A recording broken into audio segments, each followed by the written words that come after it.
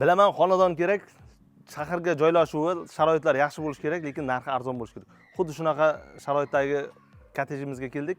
2-3 sotix 6 xona, bitta xol. 200 kvadratdan ko'proq. Yangi hayot Chortoq mahallasi, Index bozori shunday orqasida. Arzon narxda kanalida $85,000 ga egasi nomeri bilan ko'rsatamiz.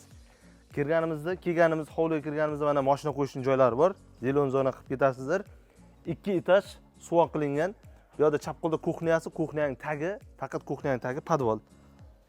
Tepaga chiqqanimizda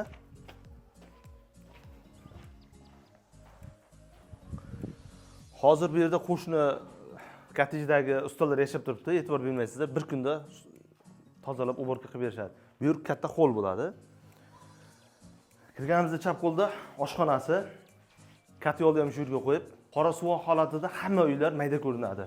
Parda osilgan, gilam qo'yilgan, yaxshi remont qilingandan keyin keng bo'lib qoladi. Bu yerda to'g'rida birinchi xonamiz kattakon zal.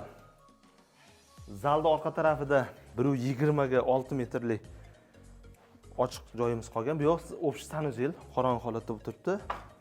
Bu yoq ota-onalar yotoqxonasi. Ko'rishlaringiz mumkin mana. Alohida joy qilingan, go'yoki anaqa domlarda bo'ladigan 1,5 ga 6 balkonning o'rni.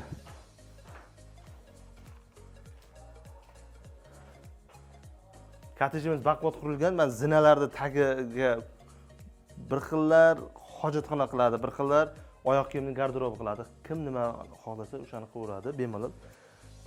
Ikkinchi etajga chiqamiz. Ikkinchi etajga chiqqanimizda to'g'rida sanuzel. Bu yerda mana katta yotoqxona qilsa ham bo'ladi. Ikkinchi zalimiz. Bu yer sanuzelga moslashgan. Bu yer garderobni qilingan.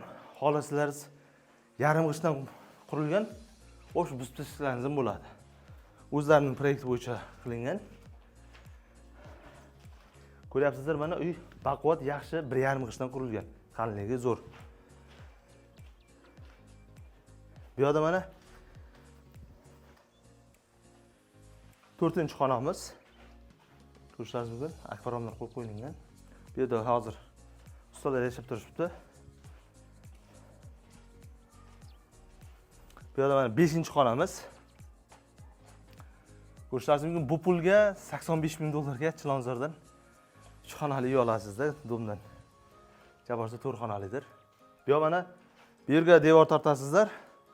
Oxirgi 6-chi xonamiz bo'ladi. Ko'rishlaringiz mumkin. Bu qo'shni remont qilyapti. Bemalol devorni balandlik ko'tarib, muammo emas. Hozirgi 21-asrda muammo emas. Uyda kadastrlar tayyor. Srazi bir notarius o'zida olgandan, o'zi zaklat berganda ustalarni tashlab, uborka qilib, birdan remontga tashlasangiz bo'ladi. Taxminan $20,000 da tikib, birinchi etajga yashaydigan holatga keltirsa bo'ladi. O'pshiga minimum bir 30,000 dan ko'proq pul ketadi. Kamida ham bir $30,000. Endi agar yaxshiroq chiqaraman desangiz $40,000 ketadi. Xohlasangiz uyda egalari qarab, u o'zining narxiga berib yuboradi. Hech qanaqa foyda ko'rilmayapti. Egasining nomerini qoldiramiz. Rahmatulloh aka ismlari. Xohlasangiz podключ qilib beradilar, xohlasangiz turishiga. Pastda egalar nomeri, lokatsiyalari bo'ladi. Qo'shni kottej bilan hammasini bir kishi qurgan, Rahmatulloh aka ismlari. Fundamenti ham alohida, devorlari ham alohida. Har biri 1,5 g'ishtdan qurilgan. Boboda unga buz tashlasa, misol uchun tasavvur qilaylik, bunga hech qanaqa zarar yetmaydi. Xuddi shunaqa cherdaklariga chama tomon alohida qurilgan, fundamentlari bilan. Mana lokatsiyani ko'rishlaringiz mumkin. Sergeli hokimiyatdan kelganda, to'g'ri kelganda Index bozoridan o'tganda Chortoq mahallasida, Toshkent shahri Yangi hayot tumani. Maktab taxminan 300 metr masofada ekan. Shu kottejimizning yonida ikkinchi kottejimiz bor. Planirovka qurilgan, hamma tomon bir xil, faqat suvoq qilinmagan. O'shaning uchun 83 mingga berib yuborilyapti. Oboda 85 ming bersalar, suvoq ham ichida qilib beriladi. Tashqi tomonlari suvoq qilingan, ichkarisi qilinmagan. Birinchi etajdagi kattakon zalimiz ko'rishlaringiz mumkin. Yog'ochlari bor, bir kunda bo'shatib beriladi, xudo xolasa, uborka qilib. Bu общий sanuzel uchun joy. Zinan tagini ham sanuzel qilsalaringiz bo'ladi. Bu ota-onalar yotoqxonasi, birinchi etajdagi. Ota-onalar yotoqxonasi tashqi tomonda 120 ga 6 metrli balkon sifat ochiq joyimiz. Ochiq joy o'zi hamma kottejlarda bo'ladi, aksariyat kottejlarda. zinamiz mana ko'rishlaringiz mumkin, baquvvat qurilgan. Zinani tagini ko'pchilik boya aytganimizdek oyoq kiyim qo'yish uchun shkaf, garderob qilib qo'yadi. Xohlasa hojatxona qilib qo'yganini ham ko'rdik, stiralka qo'yib qo'yganini ham ko'rdik. Har xil holatda. Ikkinchi etajga shunday chiqqanimizda to'g'rida sanuzel, chap qo'lda ikkita xona, o'ng qo'lda ikkita xona. Ana shu chap qo'lda xol qilsangiz ham bo'ladi yoki xona qilsangiz ham bo'ladi. 3-xonamiz deb bildik. Bu 4-xonamiz. Detskiy qilib qo'ysangiz bo'ladi. Oyna uchun katta joylar tashib ketilgan. Endi agar pastlik qilinadi deyilsa, tepa tervoriladi. Bu yer balkon sifat, balkonimiz. To'g'rida ota-onalar yotoqxonasi yana ikkinchi xonamiz.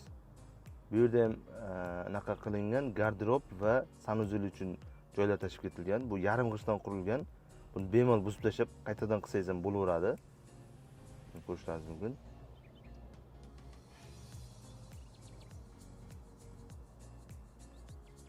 Xo'p, bu tarafda ham bitta xonamiz bor.